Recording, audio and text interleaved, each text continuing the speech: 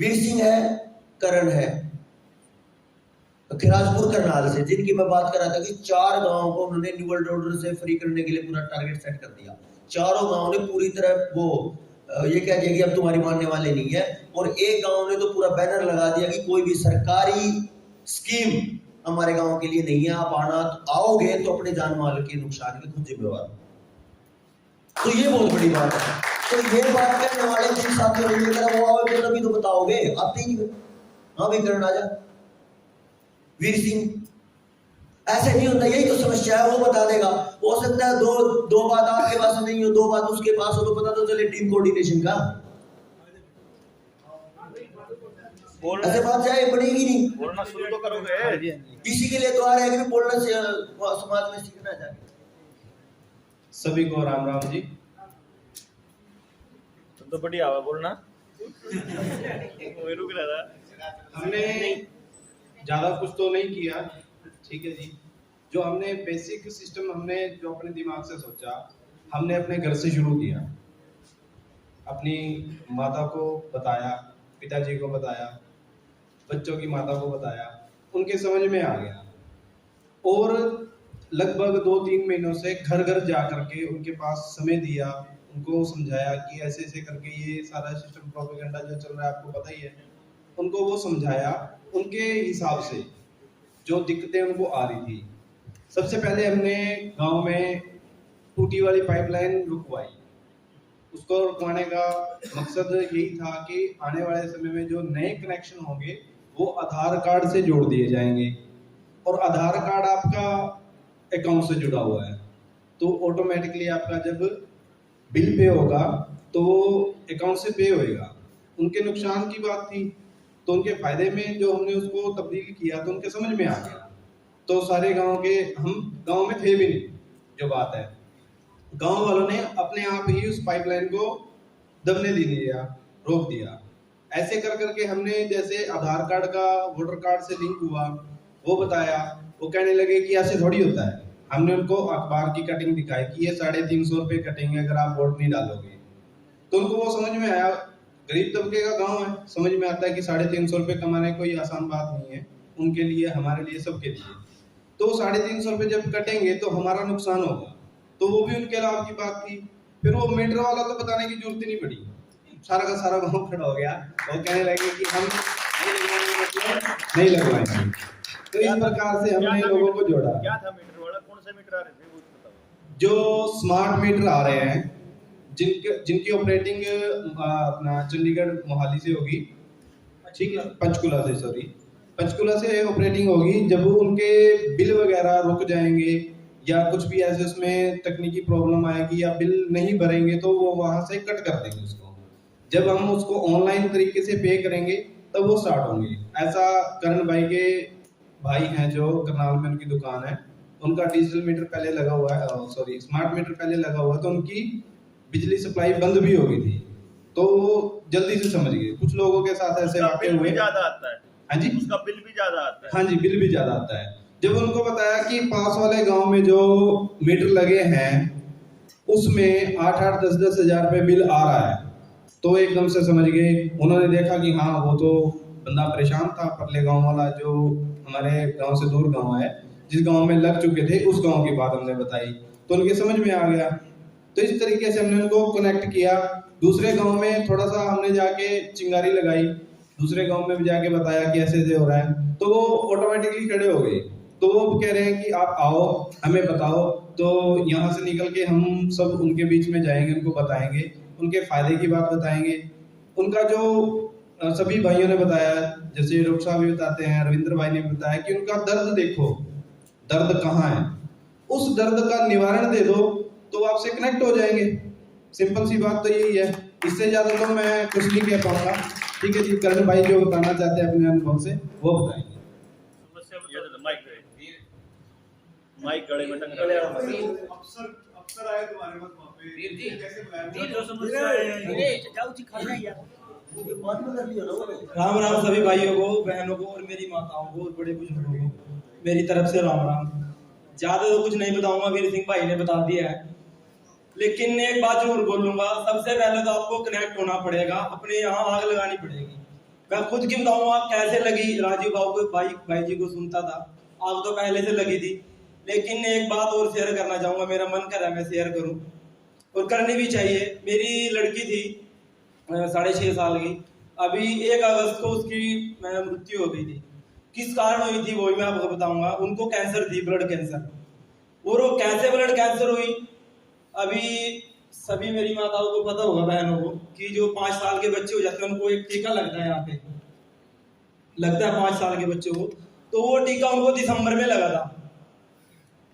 किसी कारणवश मैं खेत में था या कुछ भी काम कर रहा था, मैं घर पे नहीं था, तो घर वालों ने पीछे से लगवा दिया।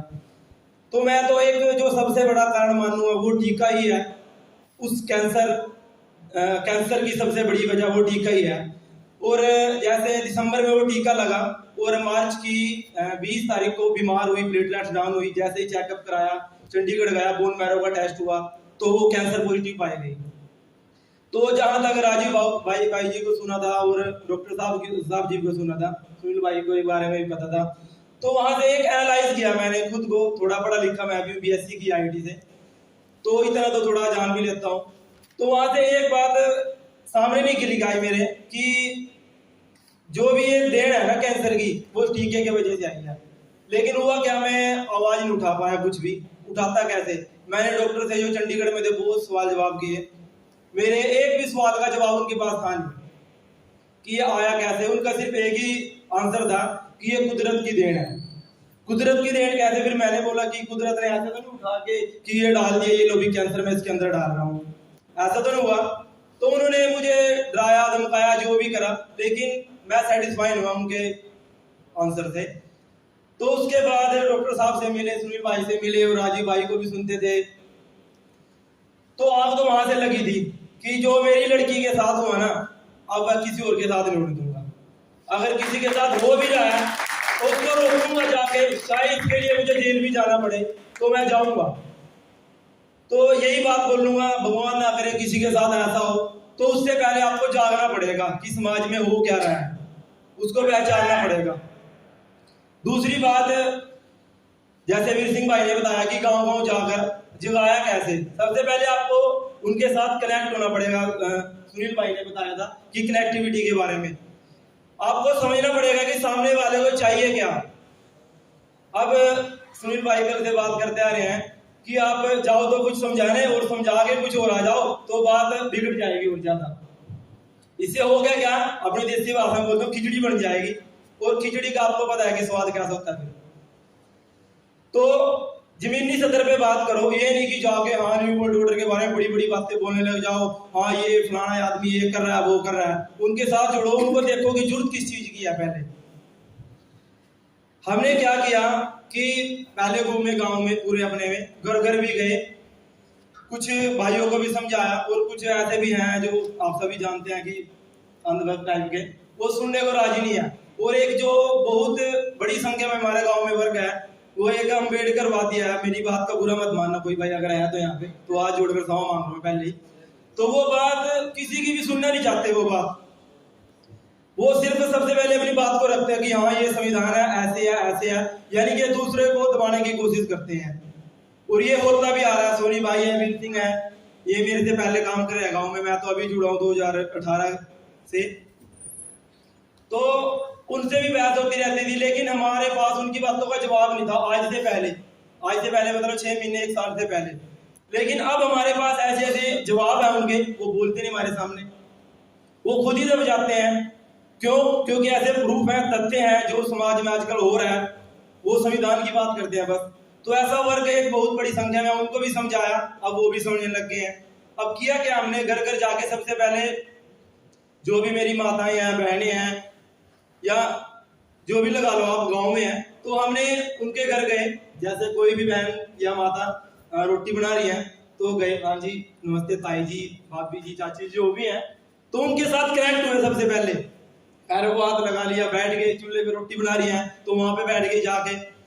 तो हुआ क्या इससे कि आप सभी भी जानते हैं, जैसे अभी भाई ने बताया था, अक्षय भाई ने बताया था, प्रदीप भाई ने बताया था कि मातृशक्ति ही ऐसी है जो घर को चलाती है। होता क्या है कि हमने उनसे बात की, और अगर आपने एक किसी भी भी घर में एक औरत को या भाई माता को बहन को कन्विंस कर लिया ना, आपको पूरा एजेंडा समझा दिया, वो समझ में भी आ जाएगा अगर आप कोशिश करोगे तो, अपनी भाषा में जैसे मर्जी भी समझाओ, तो उसके हाथ में ही पूरा परिवार होता है। हुआ क्या, जो लोग हमसे दूर भाग रहे थे कि ये तो पागल है, मेंटल है, कुछ नहीं, बड़ी बड़ी बातें करते हैं, ऐसा तो 2050 में होगा, हमारे पास की रोबोट आ जाएंगे, कैमरे लगेंगे, अरे ऐसा कुछ नहीं होगा, 2050 में होगा, तब तक देखी जाएगी जो होगा। हुआ क्या थी, हमने जो माताएं बहनें हैं उनको कन्विंस किया, अब उन्होंने पूरे परिवार को ऐसे जोड़ दिया और आज पूरा गांव हमारे साथ खड़ा है। साथ किस लिए खड़ा है? माताएं बहनों की वजह से ही खड़ा है। जो लोग साथ में नहीं जा रहे थे वो भी हमारे साथ खड़े हैं। स्मार्ट मीटर के बारे में, हाँ चलो वो भी स्मार्ट मीटर के बारे में बताया, उनके नुकसान क्या है।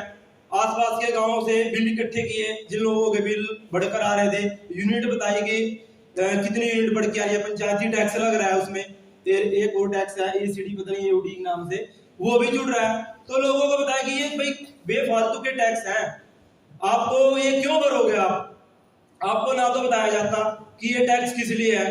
तो गांव में जो अफसर आए थे, सबसे पहले विरोध किया था, 2-4 भाई आए थे मीटर लगाने, उनको हमने खदेड़ दिया, भाई हम नहीं लगवाएंगे। फिर उन्होंने उसी दिन अगले दिन जो भी बिजली विभाग के जेई होते हैं वो आए थे, उनसे बातचीत की, उनके सामने हमने अपने क्वेश्चन रखे, तो हमारी एक भी बात का जवाब नहीं था उनके पास भी, जेई के पास भी। क्यों? क्योंकि उनको भी पता कि हो क्या रहा है। हमने बात की, फिर एसडीएम भी आया हमारे गांव में, उनके सामने भी क्वेश्चन रखे, एसडीओ उनके सामने भी क्वेश्चन रखे कि ये जो पंचायती टैक्स है ये आप किस लिए ले रहे हो। तो उन्होंने बोला कि ये तो भाई सरकार के नियम है, ये तो देने पड़ेंगे। चलो ठीक है, आप ले रहे हो, अब ये तो बता दो कि पंचायती टैक्स पंचायत में आना चाहिए। अगर पंचायत के नाम से टैक्स ले रहे हो तो गांव की पंचायत में रहना चाहिए, भी आप इसको क्यों खा रहे हो। फिर उनका एक जवाब था कि जब भी गांव में पंचायत बनेगी या कोई भी नया सरपंच बनेगा तब आपको दे देंगे। फिर हमने एक और क्वेश्चन रखा कि इलेक्शन तो होंगे नहीं, वो आपको कैसे नहीं, हमारे पास सबूत है, तथ्य हैं, सारा कुछ हमने उनके सामने रखा। साहिल जी से बात होती रहती थी, उनके जरिए ही सारे सबूत हमारे पास पहुंचते थे। तो हमारी एक भी बात उनके पास जवाब नहीं था। जो रिजल्ट निकल के सामने है वो भी वहां से भाग गए, एसडीएम भी। और लास्ट में एक बात बोल के गए थे वो कि अगर आपके गांव में एकता है, गांव की एकता है, तो कोई भी आपके गांव में सरकारी अधिकारी एंटर नहीं कर सकता। जो सबसे बड़ी बात सामने निकल के आई और आसपास के गांव में भी जाते रहते थे, जैसे नवीपुर हमारे पास में है, बजीतपुर भी है, मेमनपुर भी है। जैसे हमने बीड़ा उठाया ना कि हम नहीं लगवाएंगे, और उससे पहले भी हम, जैसे सुनील भाई ने एक कोड वर्ड दे दिया, पूरे फूक के आ गए। हाँ चलो बोला कि पूरे फूक के आ गए। तो वो काम हम करते रहते थे, सुबह गए शाम गए, किसी चौक पे चले गए, पास के गांव में 5-10 भाई बैठे हैं, खड़े हैं, तो उनसे बातचीत करी कि भाई चल क्या रहा है समाज में, उसके बारे में। तो वो एक बोलते हैं ना कि चिंगारी छोड़ी आई बीच में, तो खुजरबू पूरे गांव में फैल जाती है। तो हुआ क्या, इससे भी तो इस चौक पे चले गए, उस चौक पे चले गए, उस चौक पे चले गए, पूरे गांव के चारों चौक पे जाके ये बात फैला दी, और चारों तरफ से जो बात आई है कि गांव के बीच तक, ये पूरे गांव में फैल गई वो बात। हुआ क्या, जैसे हमने फिर मीटर का विरोध किया तो पास वाले गांव ने हमसे पहले उसका विरोध कर दिया कि भाई अगर खराजपुर नहीं लगवाएगा तो हम भी नहीं लगवाएंगे, चाहे उनको उसके फायदे या नुकसान कुछ नहीं पता हो, लेकिन वो खड़े हैं। बाकी ज्यादा नहीं कहूंगा, साहिल जी का भी धन्यवाद करूंगा जिन्होंने समय समय पे हमें ये जानकारी भी दी है और जो सबूत है वो भी जुटाए हैं।